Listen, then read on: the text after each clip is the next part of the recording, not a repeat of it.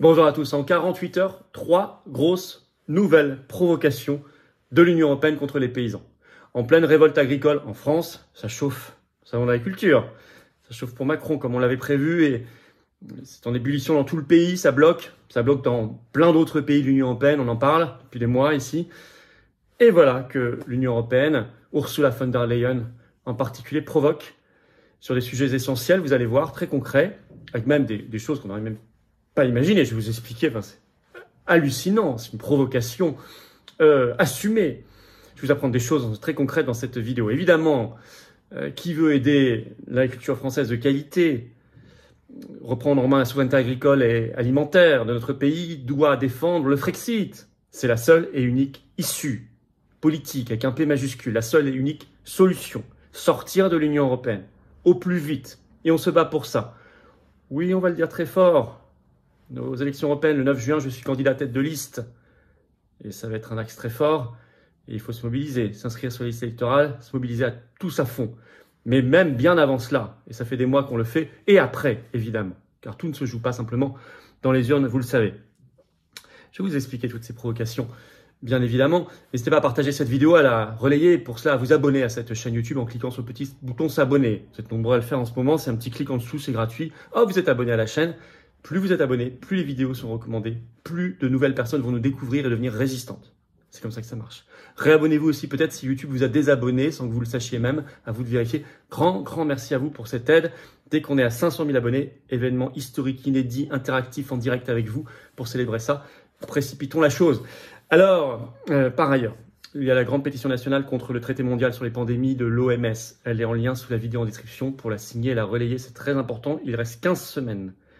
Si ça ne passe pas dans 15 semaines, il est mort ce traité. À nous de nous mobiliser pour qu'il soit mort.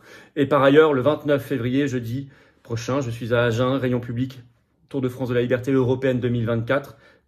Soyez là, inscription sous la vidéo en description. Il y a un autre lien d'inscription sous la vidéo en description. Vous verrez cette fois pour le 6 mars, mercredi, à Lons-le-Saunier dans le Jura.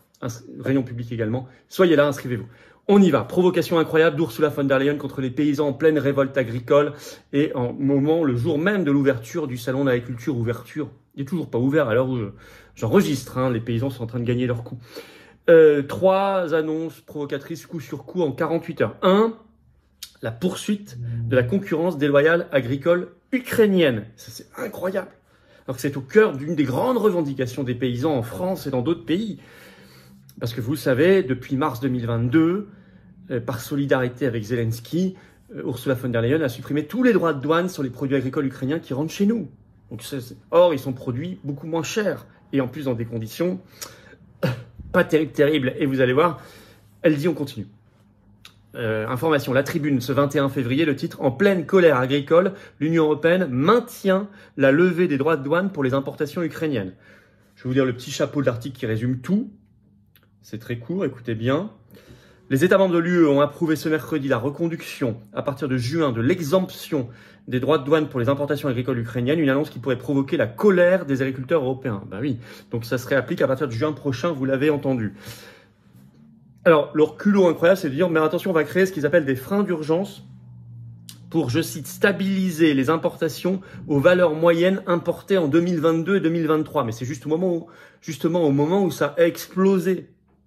Si vous dites c'est pour stabiliser à un niveau qui est déjà jugé énorme, 10 fois ce qu'il y avait avant et inadmissible par les paysans ici, vous n'êtes pas dans le frein d'urgence. Vous êtes dans le fait de se moquer des gens, de se payer leur tête comme pas possible. L'hypocrisie et le culot incroyable.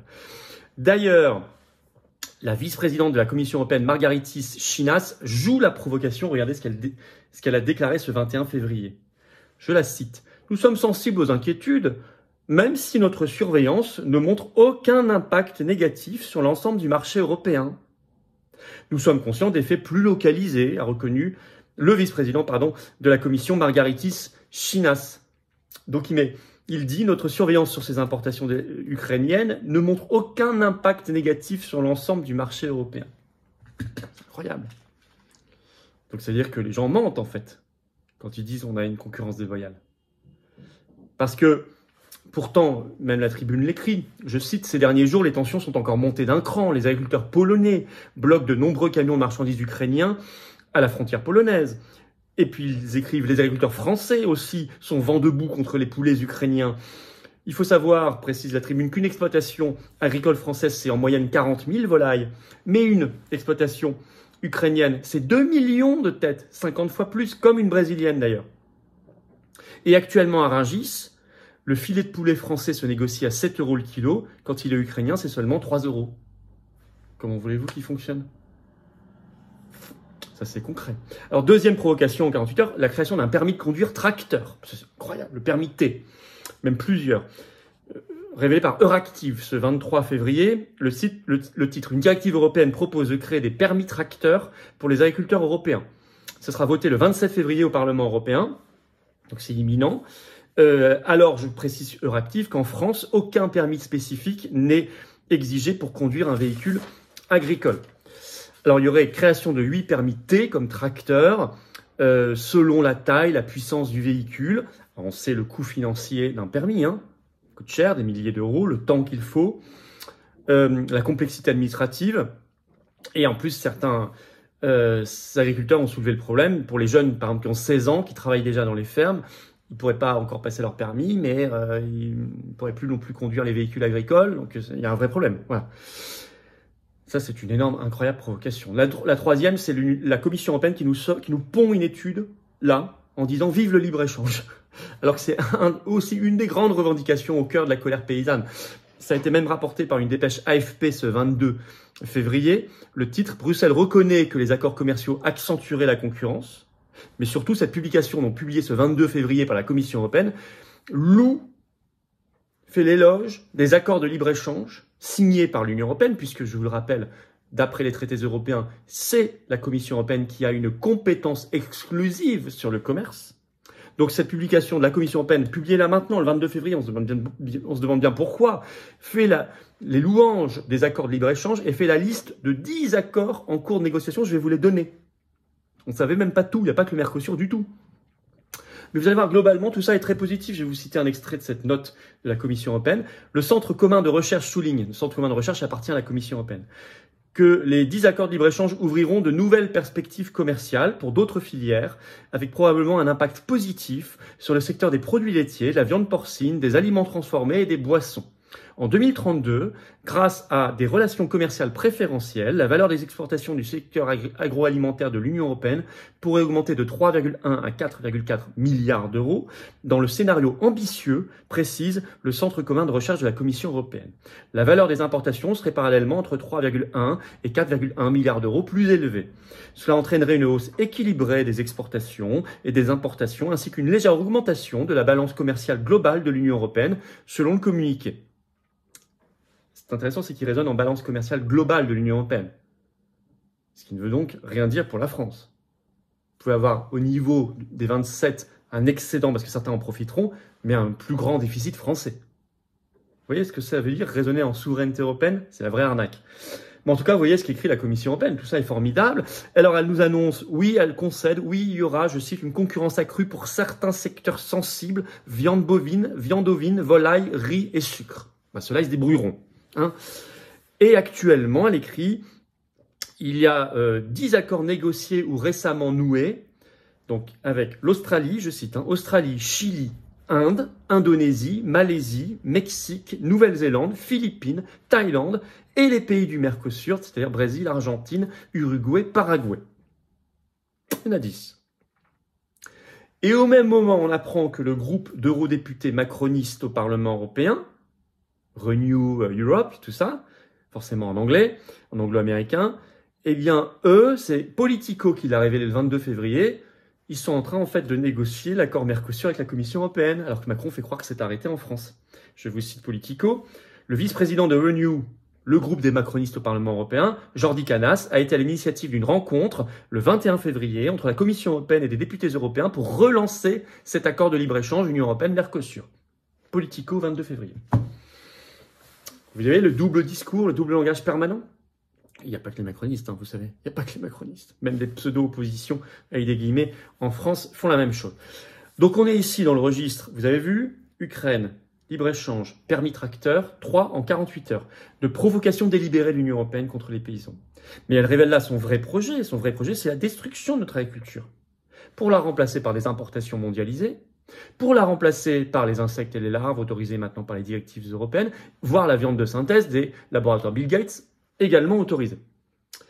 Deuxièmement, on sait, attention, qu'ils vont déchaîner leur folie après le 9 juin, après les élections européennes. On sait des choses, mais beaucoup des annonces seront faites après. Donc il faut se mobiliser avant, dès maintenant. C'est pas pour rien qu'on a fait la très grosse manif pour les agriculteurs au Champ de Mars il y a quelques jours. C'est pas pour rien qu'on se présente aux élections européennes le 9 juin. Inscrivez-vous sur les listes, soyez mobilisés, faites savoir, diffusez, militez, recontactez votre référent départemental, rejoignez-nous pour le Frexit. Clairement le Frexit. Dans le rassemblement souverainiste. Faire le Frexit, nous libérer, briser nos chaînes, retrouver un avenir, une espérance pour nous et nos enfants. Partagez cette vidéo, abonnez-vous, un petit clic en dessous pour s'abonner, c'est un clic, c'est gratuit. Abonnez-vous à cette chaîne YouTube pour que les vidéos diffusent mieux, soient mieux recommandées, touchent de nouvelles personnes et venez vous battre à mes côtés. Prenez cette carte orange d'adhérent ou de réadhérent patriote ou faites un don de soutien au mouvement dès maintenant pour aider cette dynamique extraordinaire. Aider les élections européennes, aider à imprimer plus d'affiches, de tracts, à faire plus de manifs, d'actions coup de poing et tout le reste, tout ce qu'on fait, parce que nous on se bouge sur le terrain concrètement. C'est pas que des paroles, c'est pas que des médias, quelques-uns, ou surtout des réseaux sociaux. Non, c'est de l'action concrète et mettre les gens, faire qu'ils se connaissent, qu'ils se rassemblent, qu'on rencontre des gens, quand on est adhérent ou réadhérent, des patriotes qui pensent comme vous, près de chez vous, c'est ça. C'est tout ça que je vous propose. Mais moi, je ne peux pas le faire sans vous. Surtout qu'on n'a pas les banques, les médias et les millions du système. Oh que non. On est anti-oligarchique à 100%, dans la résistance à 100%, mais j'ai besoin de vous. Adhérez dès maintenant. C'est le premier lien sous la vidéo en description. Ce lien est également en commentaire épinglé, une petite fiche maintenant sur l'écran et dans quelques secondes, un lien sur l'écran. Faire un don de soutien au mouvement pour permettre plus d'actions concrètes, c'est le deuxième lien sous la vidéo en description. Tout ça, c'est défiscaliser de vos impôts aux 2/3. Ça fait baisser concrètement vos impôts massivement. Vous mettez 100 €, ça enlève 67 € de vos impôts. Vous mettez 2000 €, ça enlève 1333 € de vos impôts. Vous mettez 10 €, ça enlève 6,67 € de vos impôts. Profitez-en. Bravo aux donateurs, aux réadhérents, bienvenue aux nouveaux adhérents patriotes et vive la France.